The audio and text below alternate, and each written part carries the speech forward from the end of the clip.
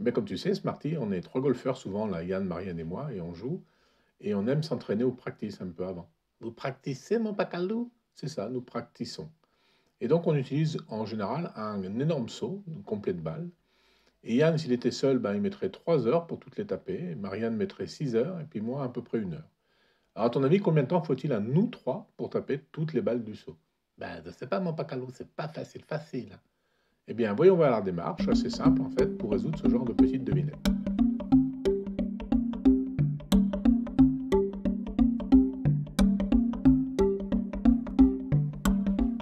Alors, pour résoudre notre devinette, nous allons faire un tableau.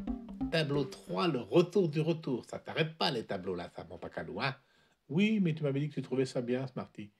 Oui, oui, c'était l'heure des croquettes. Ah, je vois, madame la flatteuse. Tu vis aux dépens de celui qui t'écoute, c'est ça?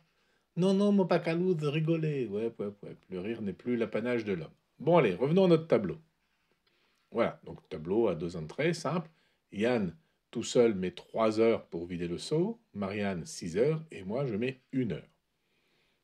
Donc, ce qu'on va faire maintenant, c'est essayer de calculer la vitesse à laquelle chacun vide un seau.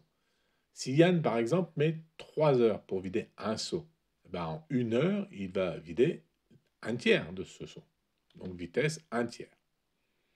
Marianne, elle met 6 heures. Donc, sa vitesse est de un sixième de saut à l'heure. Et moi, je mets 1 heure, donc la vitesse est égale à 1. Maintenant, quand on est tous les trois, eh bien, qu'est-ce qu'on va faire? On va simplement ajouter nos trois vitesses, puisqu'on vide le seau au même moment. On va donc calculer un tiers plus un sixième plus 1. Alors là, petite astuce, comme on a des 6 en bas et des 3 en bas, on va simplement multiplier partout par un sixième fois 6. Un sixième fois 6, c'est 6 sur 6, c'est 1, c'est pareil. Et du coup, maintenant, je peux distribuer le 6 à l'intérieur de la parenthèse. Ça me donne donc un sixième que multiplie 6 fois un tiers, plus 6 fois un sixième, plus 6 fois 1. 6 fois un tiers, c'est 6 tiers. 6 fois un sixième, c'est 6 sur 6, et 6 fois 1, c'est 6. Mais 6 tiers, 6 sur 3, c'est 2. 6 sur 6, c'est 1.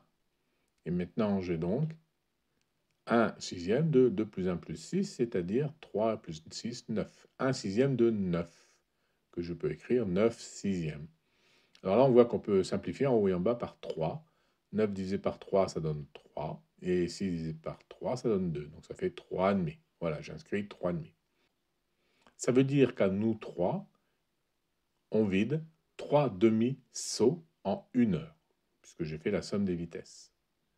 Donc si maintenant je veux faire en 1 heure, il suffit que je prenne l'inverse de 3 demi. L'inverse de 3 demi, c'est 2 tiers. Donc en 2 tiers d'heure, nous allons être capables de vider à nous 3 le grand saut.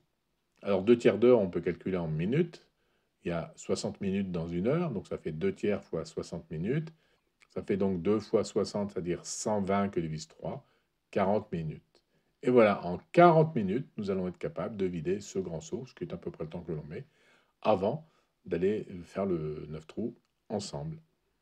Eh bien, t'es joli, mon pacalo, c'est joli. Hein. Puis j'aime bien finalement ta méthode des tableaux. Oui, oui, c'est parti, j'ai compris, c'est l'heure des croquettes.